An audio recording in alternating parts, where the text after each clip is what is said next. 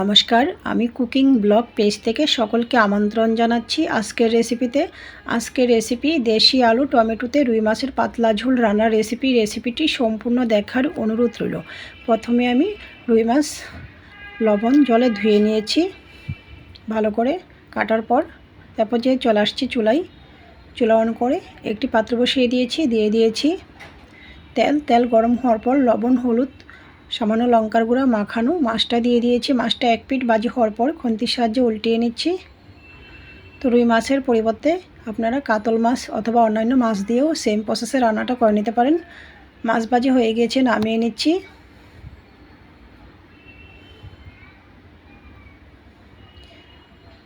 একই তেলে দিয়ে দিয়েছি দেশি আলু সিদ্ধ করে খোসা ছাড়িয়ে 2 টুকরো করে নিয়েছি। লবণ হলুদ দিয়ে আলুটাও ভেজে নেব নাড়াচাড়া করে।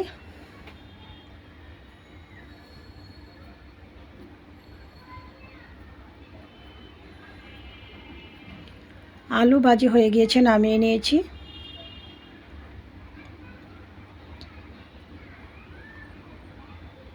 মশলায় নিয়েছি পরিমাণ মতো হলুদ গুঁড়া, স্বাদ মতো লঙ্কার গুঁড়া, সামান্য আদা বাটা, জল দিয়ে গুলে মশলাটা রেডি করে নিচ্ছি। ফোড়নে দিয়ে দিয়েছি মেথি তেজপাতা। মেথি ফোড়ন ভাজি হওয়ার পর মশলাটা দিয়ে দিয়েছি। তো কেউ চাইলে মেথির পরিবর্তে পেঁয়াজ দিয়েও রান্নাটা করে নিতে পারেন। স্বাদ মতো কাঁচা লঙ্কা দিয়ে দিয়েছি, স্বাদ মতো লবণ দিয়ে দিয়েছি।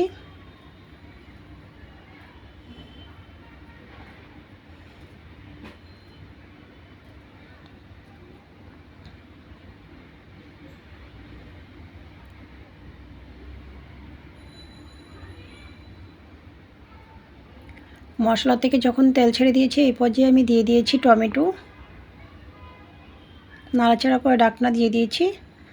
ফিরে আসছি মিনিট 2-1 পর। ঢাকনা নামিয়ে আবারও নাড়াচাড়া করে নিয়েছি। টমেটো কষানো হয়ে গিয়েছে, এই পর্যায়ে আমি পরিমাণ মতো ঝোল দিয়ে দিয়েছি। ঢাকনা দিয়ে অপেক্ষা করব গ্রেভিটা ফুটে ওঠা অবধি।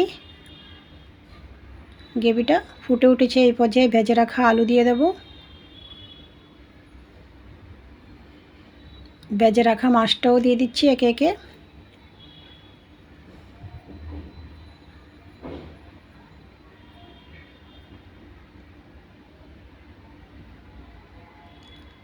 দিয়ে দিয়েছি ভাজা ধনিয়া জিরা একসাথে গুঁড়া। নাড়াচাড়া করে ঢাকনা দিয়ে দিয়েছি। চুলার আঁচ মিডিয়াম টু লো করে রান্না করে নিয়েছি 10 থেকে 12 মিনিটের মতো। ঢাকনা নামিয়ে উপর থেকে কুচানো ধনিয়া পাতা দিয়েছি। রেডি হয়ে গিয়েছে আমার রুই মাছ দিয়ে টমেটো দিয়ে মাছের ঝোল রান্না রেসিপিটি ভালো লাগলে আমার ফেসবুক পেজটা ফলো, ইউটিউব চ্যানেলটা সাবস্ক্রাইব করুন, সাথেই থাকুন। সকলকে ধন্যবাদ।